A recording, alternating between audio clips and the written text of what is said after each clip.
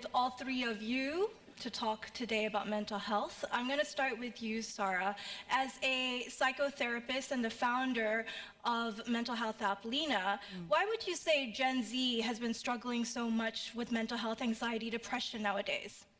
So, first and foremost, thanks so much for having me here. And second, that's a very big question, and I'm not sure if I can cover all of it, but I'll give you the Coles Notes version. I think the pressures that Gen Z are facing are very different from the pressures that the generations before them have faced. Also, in terms of access to information, they have access to information that's been almost untapped. It's infinite information, many times misinformation that can actually really impact their mental health on the day-to-day. And I think all of us have experienced it in this room. So that's the short answer of it.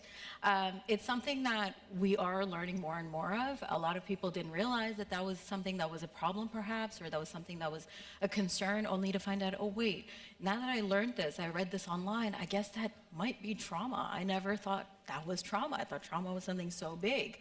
So I think people are getting more and more information, they're getting more aware, which is excellent, but I think they're also stuck in this place of, okay, cool, now that I know about this, what do I do? I don't know what to do. And also, how do I find that person who can help me what to do? And it's hard to find diversity in this space, so they're also navigating another barrier over there, which is like, all right, cool, now I know what the problem is, but how do I fix it, and who can help me fix it in a manner that's aligned with me?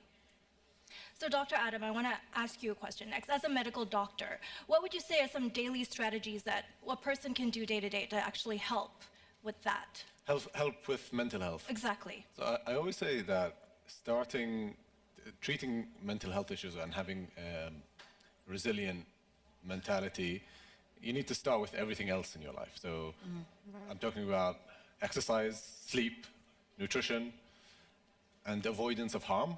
So those are the kind of cornerstones that I usually talk to people about. And then building on top of that, you can start dealing with your mental health issues and building resiliency. Resiliency or mental resiliency is not just a mental health issue. I always talk about being resilient physically as well. Yeah. Because with time and with age, we are going to be impacted by disease, we're going to be impacted by physical and mental issues. So we need to build a strong foundation in order for us to be able to bounce back when we do face mental and physical issues. Yeah, and being able to talk about it healthily is obviously one part of this equation. Now, Shudu, I'm going to pose this question to you. Now, you've put a lot of work into your mental health advocacy in South Africa and also trying to destigmatize mental health issues. Can we talk a bit more about your work? Hello, everyone. My work is basically what they've both said.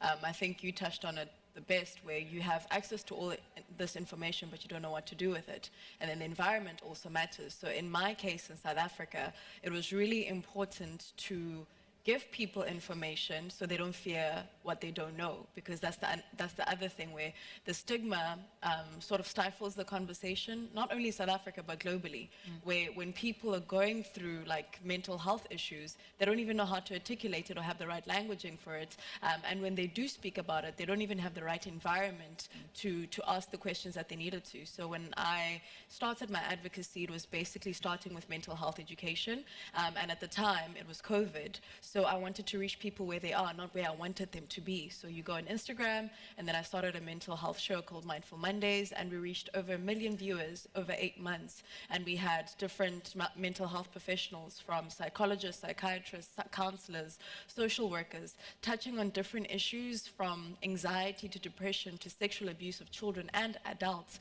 and suicide, and all those various issues. And what I found with that was that people always look for a space where they don't feel alone. People want a space where they can ask questions, because, again, going back to social media, the information is infinite, but to some extent it also feels very lonely because it doesn't really touch on the realities of the people on the other side of the screen. And it was important to create a community where people could ask questions, and accessibility and resources that are directed to mental health are quite scarce. Especially in my country, I don't know in other countries, but in my country, they're very scarce. So after giving them the information, there's where do they get help? And that's where NGOs come in, We have an incredible NGO in South Africa, and they're called the South African Depression and Anxiety Group. And what they do is provide helplines. So if someone feels like they're suicidal, they can call and get immediate counseling, and that's what the show did. It directed people to the right resources. And over and above that, I wrote a children's book because I realized that, again, mental health education is really important, but starting at early childhood development age.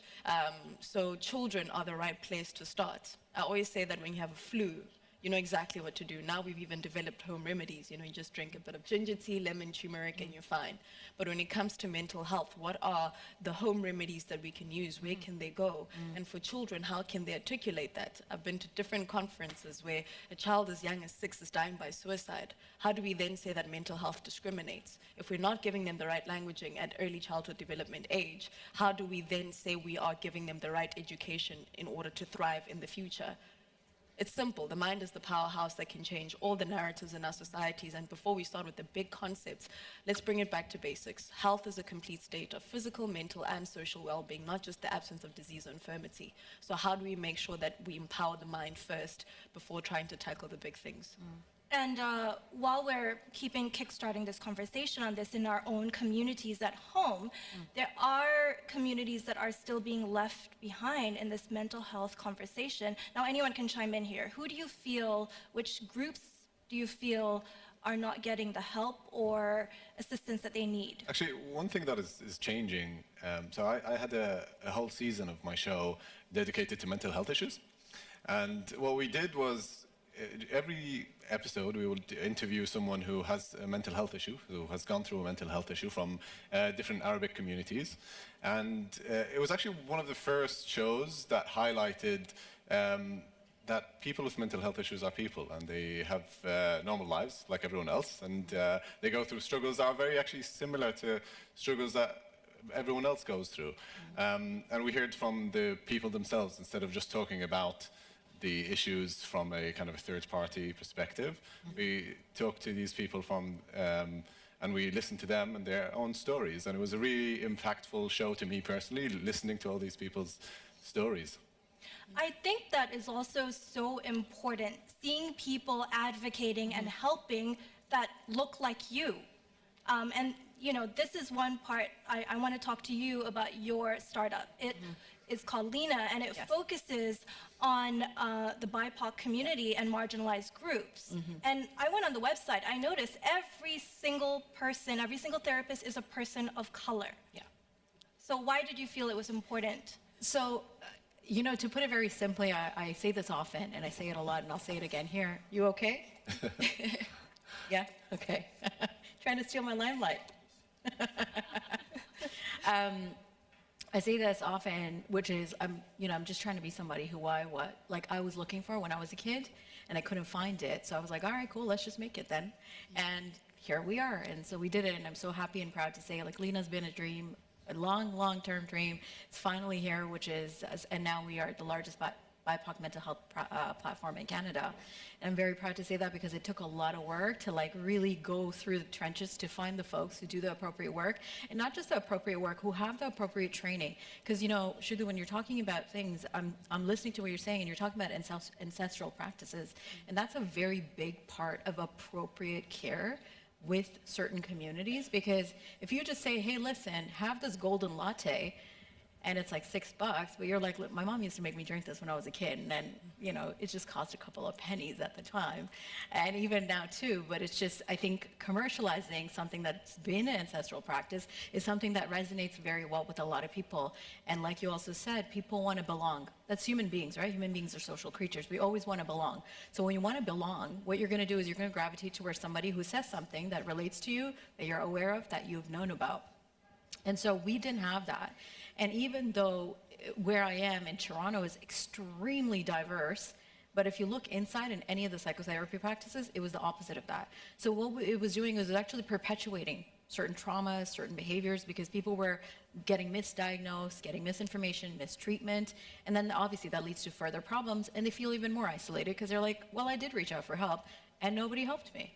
And so that's why it was so important for me to have that set up. And I'm so happy to say, and actually somebody in the crowd approached me and said exactly what, I've made my life's mission. And she said the perfect things to really ease my jitters. So, I know you're in the crowd there, so I just want to say thank you. I really appreciate it.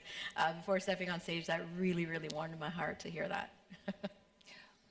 Shudo, I just want to pose a question to you. And, you've used your platform as Miss South Africa to really talk about mental health. And I guess looking at the role of the media, like what sort of role it can play in actually improving how it approaches mental health and talking about it for young people.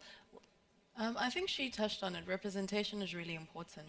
And I think on social media, sometimes represents a reality that does not resonate with a lot of us who are on the other side. The thing about social media when it comes to mental health, a lot of accounts right now are coming up. I mean, the Real Depression Project is doing incredible work in social media in terms of destigmatizing things and even teaching us things that we have not learned from just going to a therapist or a psychiatrist, because what it does is it takes big concepts and basically makes them smaller, not reducing their importance, but making it palatable to the next person. Sometimes when we're trying to impart information, using jargon that I won't understand doesn't really help, For the most part, it's like, oh, I hear what they're saying, using visuals that also relate to the next person who's on the other side. And I think social media can play a big role, because I see how in 30 seconds I can learn about a concept that I've never heard of ever in my life, just on TikTok. When you're on TikTok, I find myself sitting here, meeting you for the first time, you say something, I'm like, oh, I know about that, but I don't know how I know about it, because it's just, you see it for 30 seconds, but it stays in your mind. So I think social media plays a big role, again, in reaching people where they are, not where we want them to be. And what's also really fascinating about this panel is all of you guys are actually very, very much on social media in different ways, talking about mental health, or in terms of what you can do to improve your mental health. And you're talking about it, you're making this conversation a normal thing, which, I'm gonna be honest, when I was a kid growing up, it wasn't really something you talked about. If your mom was upset, she just continued doing what she was doing. But now it's that we have that conversation. It's okay to be anxious. It's okay to be depressed, right? But also just to be honest with yourself. I mean, for the most part, when we ask each other how we are, I'm expecting you, everyone is actually expecting you to say, I'm good, thank you, and how are you? But what happens if someone has the space to say, I'm not good today? Yeah. And we give them the extra 2 minutes to actually give them the space to be honest about how they feel. I think the whole thing for me, like you said, growing up, I just wanted someone to let me know that how I feel is okay on that day. And if I'm not okay, that it's also okay.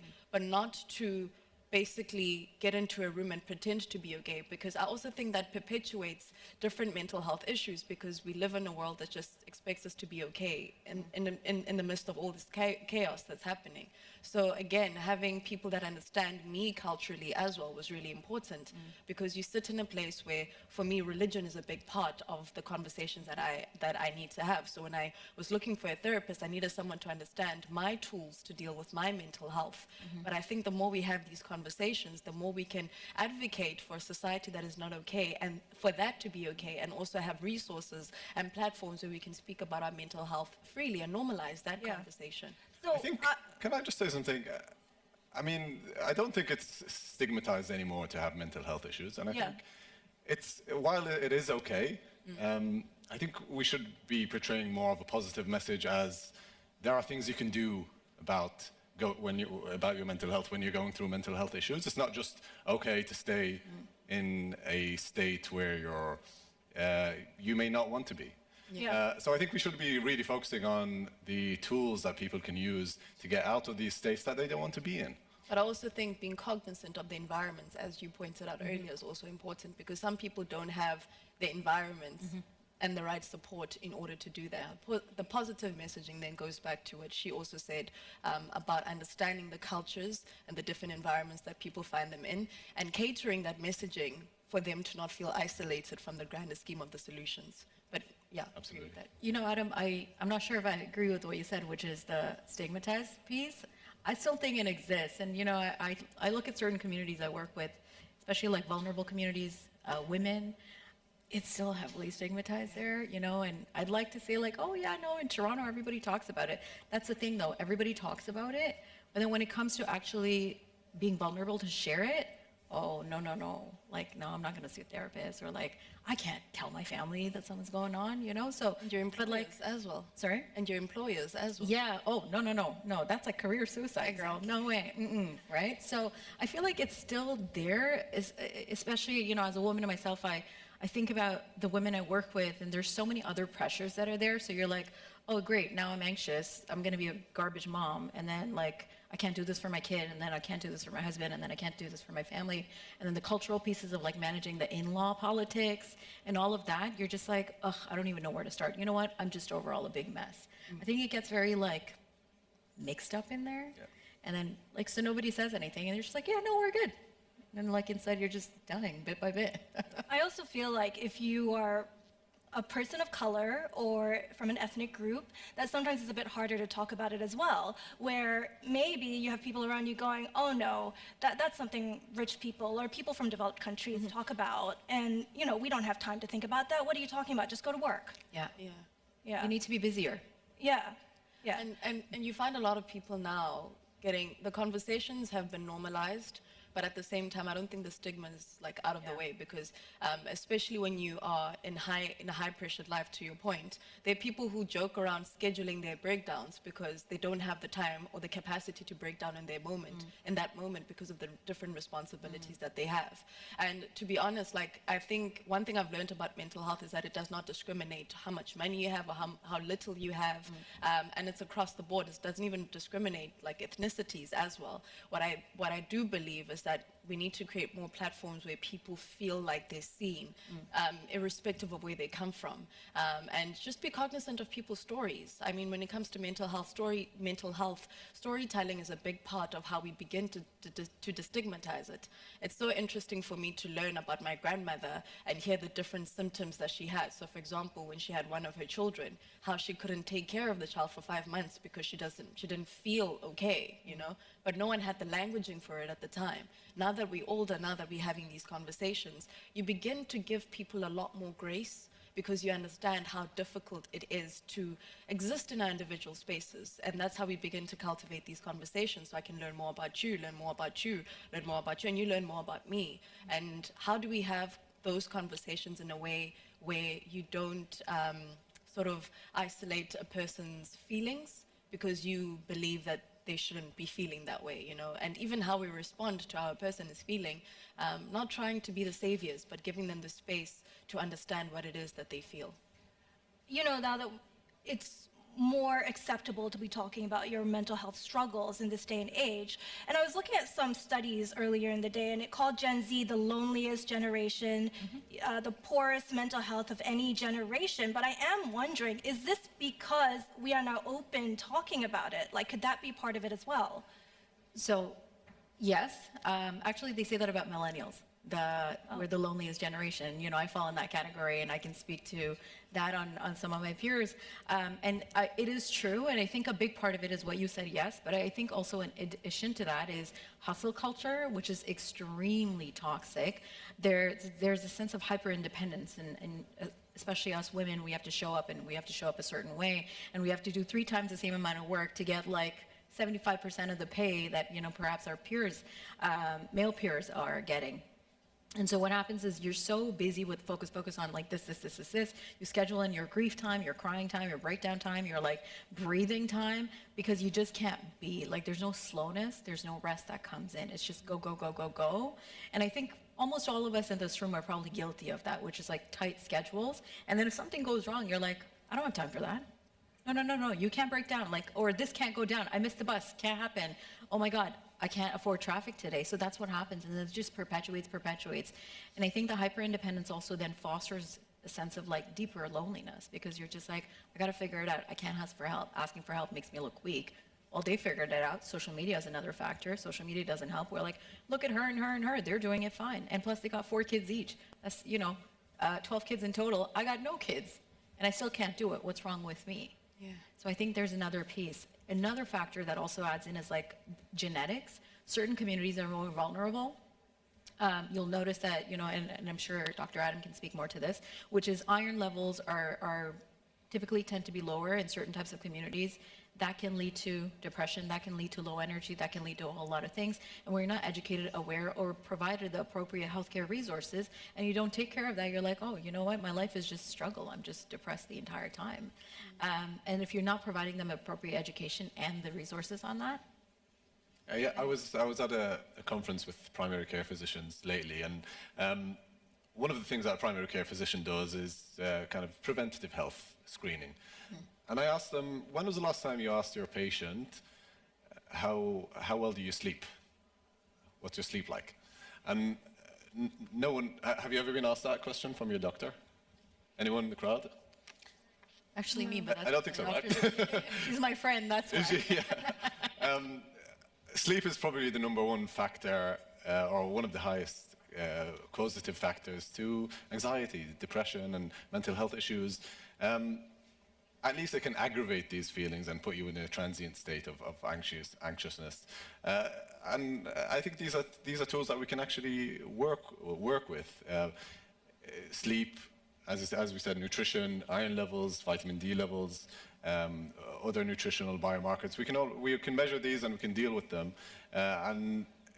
This kind of whole physical side of mental health is quite neglected, I think. Yeah. So you have been behind a number of longevity startups. Talk us through what that actually focuses on. What is a longevity startup? Yeah, talking about hustle culture, that didn't help my mental health. My previous startup was a health coaching app where we would help you improve sleep, exercise, nutrition. My current startup is based in London, and what we do is we help people.